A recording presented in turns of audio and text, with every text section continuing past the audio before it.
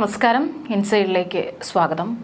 സിറിയയുടെ നിലവിലത്തെ അവസ്ഥയിൽ അവിടെ പ്രശ്നങ്ങളൊന്നും ഉണ്ടാകില്ലെന്ന് വിമത നേതാവ് ജൊലാനി പറയുമ്പോഴും അസദിന്റെ സൈനികരെ ഓരോ നിമിഷവും കൊന്നുതള്ളുകയാണ് ഐസിസ് ഭീകരർ.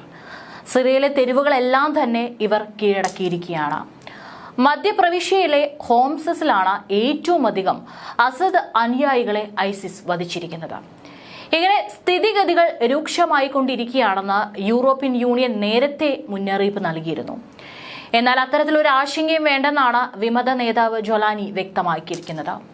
പക്ഷെ ഇന്നലെ മാത്രം 54 സിറിയൻ സൈനികരെയാണ് ഐസിസ് ഭീകരർ കൊന്നു തള്ളിയിരിക്കുന്നത്. സിറിയയിലെ ഈ ഒരു രാഷ്ട്രീയ മാറ്റത്തെ ഓരോ രാജ്യങ്ങളും ഓരോ രീതിയിലാണ്, വ്യത്യസ്തമായിട്ടുള്ള രീതിയിലാണ് സ്വാഗതം ചെയ്തിരിക്കുന്നത്.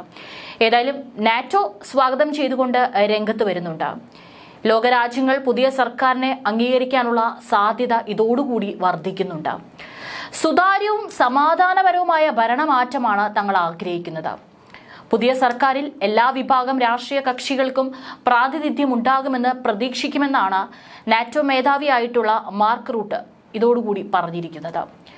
സിറിയയുടെ ഇന്നത്തെ അവസ്ഥയ്ക്ക് ഇറാനും റഷ്യയ്ക്കും പങ്കുണ്ടെന്നും അദ്ദേഹം കുറ്റപ്പെടുത്തിയിട്ടുണ്ട്. ഭരണമാറ്റത്തിൽ ഇന്ത്യയും പ്രത്യാശ പ്രകടിപ്പിച്ചിട്ടുണ്ട്. സിറിയയിലെ രാഷ്ട്രീയ മാറ്റം സമാധാനപരവും എല്ലാവരെയും ഉൾക്കൊള്ളുന്നതാകണമെന്നാണ് ഇന്ത്യ നിലപാട് വ്യക്തമാക്കിയിരിക്കുന്നത്. ആ രാജ്യത്ത് സ്ഥിരതയുള്ള സംവിധാനത്തിലാകണം മാറ്റങ്ങളെന്നും ഇന്ത്യൻ വിദേശകാര്യ മന്ത്രാലയം അഭിപ്രായപ്പെട്ടിട്ടുണ്ട്. സിറിയയിലെ സംഭവവികാസങ്ങൾ ഇന്ത്യ നിരീക്ഷിച്ചു വരികയാണ്.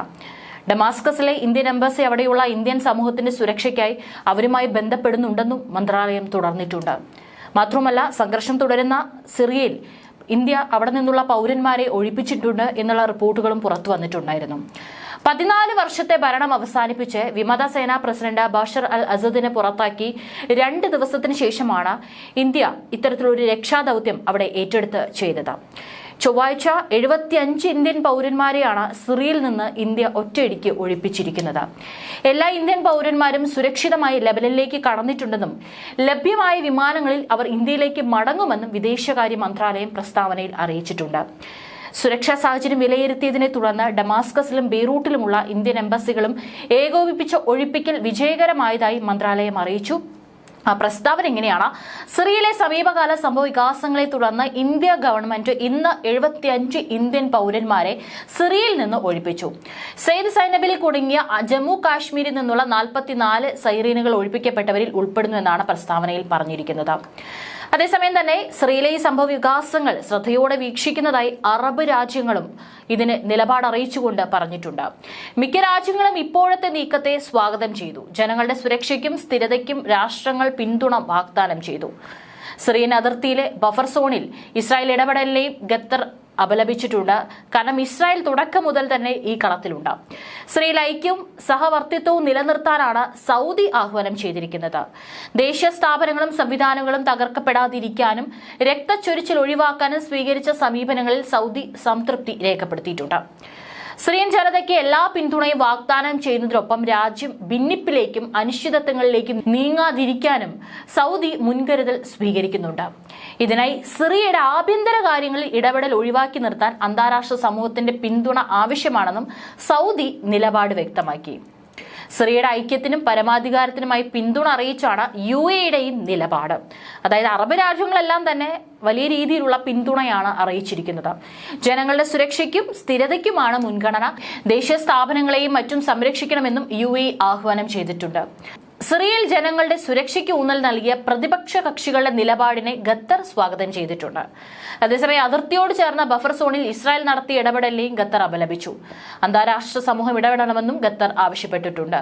സിറിയയിൽ രാഷ്ട്രീയ മാറ്റം സമാധാനപരമായിരിക്കണമെന്നും ഖത്തർ നിലപാട് വ്യക്തമാക്കി. അതേസമയം സിറിയൻ പ്രതിപക്ഷ സൈന്യത്തിന് പിന്തുണ പ്രഖ്യാപിച്ച് ഹമാസ് രംഗത്ത് വന്നിട്ടുണ്ട്. സിറിയൻ ജനതയുടെ വിജയത്തെ അഭിനന്ദിക്കുന്നതായി ഹമാസ് ടെലിഗ്രാമിലൂടെ പുറത്തുവിട്ട വാർത്താക്കുറിപ്പിലാണ് വ്യക്തമാക്കിയിരിക്കുന്നത്. ബഷാറിനെതിരായ ഏത് പോരാട്ടത്തെയും പിന്തുണയ്ക്കുമെന്നും 2012 തന്നെ ഹമാസ് വ്യക്തമാക്കിയിരുന്നു. സിറിയയിലെ പുതിയ സംഭവ വികാസങ്ങളും ഇപ്പോൾ നടക്കുന്ന ഭരണമാറ്റ പ്രക്രിയകളും അപകടകരമാണെന്നാണ് ഹിസ്ബുള്ള അഭിപ്രായപ്പെട്ടിരിക്കുന്നത്. ബ്രിട്ടൻ, അമേരിക്ക തുടങ്ങിയ രാജ്യങ്ങൾ HTSനെ തീവ്രവാദി ലിസ്റ്റിലാണ് ഉൾപ്പെടുത്തിയിരിക്കുന്നത്. സിറിയയിലെ ഭരണമാറ്റത്തിന്റെ പശ്ചാത്തലത്തിൽ HTSനെ കരിമ്പട്ടികയിൽ നിന്ന് നീക്കിയേക്കുമെന്നും റിപ്പോർട്ടുകളുണ്ട്. ബ്രിട്ടീഷ് സർക്കാർ ഇത് സംബന്ധിച്ച് ഉടൻ തീരുമാനമെടുക്കുമെന്നും നയതന്ത്ര ഉദ്യോഗസ്ഥർ ഉദ്ധരിച്ച് അൽ ജസീറയും റിപ്പോർട്ട് ചെയ്തു. അമേരിക്കയും സമാന നിലപാട് സ്വീകരിക്കുമെന്നാണ് സൂചന. HTSന്റെ നിലപാടുകൾ ഇപ്പോഴും സംശയങ്ങൾക്ക് ഊന്നൽ നൽകുന്നതാണ്. അസദ് സർക്കാരിനെ അട്ടിമറിച്ച കാര്യം വിമത സൈന്യ തലവൻ ജുലാനി ലോകത്തോട് പറയാൻ തെരഞ്ഞെടുത്ത സ്ഥലവും ഒരു സന്ദേശം നൽകുന്നുണ്ട്. 1300 വർഷം പഴക്കമുള്ള ലോകത്തിലെ ഏറ്റവും പുരാതനമായ മുസ്ലിം പള്ളികളിൽ ഒന്നായ ഡമാസ്കസിലെ ഉമയത്ത് പള്ളി അവിടെ വെച്ചാണ് ഇത്തരത്തിലൊരു പ്രഖ്യാപനം നടത്താനായി തെരഞ്ഞെടുത്തിരിക്കുന്നത്. എന്റെ സഹോദരന്മാരെ, ഈ വിജയം നമ്മുടെ ഇസ്ലാമിക രാജ്യത്തിന് മുഴുവനുള്ള വിജയമാണ് എന്നാണ് അദ്ദേഹം പറഞ്ഞിരിക്കുന്നത്. ഏതായാലും നിലവിൽ മറ്റു രാജ്യങ്ങളൊന്നും തന്നെ സിറിയയിലെ പ്രശ്നങ്ങളിൽ കാര്യമായി ഇടപെടുന്നില്ല. അസദ് ഭരണകൂടത്തിന്റെ തകർച്ച ഇറാനും റഷ്യയ്ക്കും വലിയ തിരിച്ചടിയായി മാറിയിരിക്കുകയാണ്. ഈ ഒരു സാഹചര്യത്തിൽ ഇത്രയും കാലം ഹിസ്ബുള്ള ഭീകരർക്ക് ഇറാൻ ആയുധം എത്തിച്ചിരുന്നത് സിറിയ വഴിയാണ്. കൂടാതെ അസദ് ഭരണത്തെക്കുറിച്ച് ഇപ്പോൾ പുറത്തു വരുന്ന പല വാർത്തകളും റഷ്യയ്ക്കും ഇറാനും എല്ലാം മാനക്കേട് ഉണ്ടാക്കുന്ന തരത്തിലാണ്. ഏതായാലും വിമതസേന ഇപ്പോൾ അവിടെ ഭരണം ഏറ്റെടുത്തിരിക്കുകയാണ്. ഇതോടുകൂടി തന്നെ ലോകം പണി ചോദിച്ചു വാങ്ങുകയാണോ എന്നുള്ള ആശങ്കകളാണ് മറ്റുള്ള രാജ്യങ്ങളിൽ നിന്ന് ഉയരുന്നത്. അതുകൊണ്ട് തന്നെ എല്ലാ രാജ്യങ്ങളും പിന്തുണ അറിയിക്കുന്നുണ്ടെങ്കിലും സസൂക്ഷ്മം അത് നിരീക്ഷിച്ചു വരികയാണ്.